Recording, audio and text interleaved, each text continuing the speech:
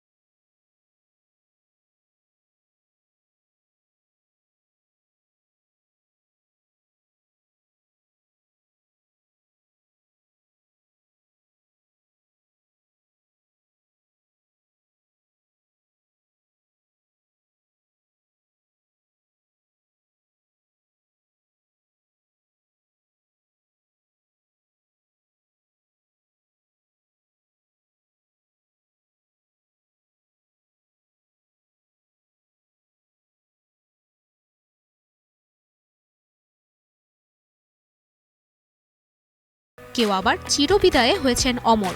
সময়ের স্রোতে হারিয়ে গেলেও তাদের গল্প রয়ে যায় আমাদের স্মৃতিতে, আমাদের পর্দায়। আবার ফিরবো নতুন কোনো দিনের গল্প নিয়ে।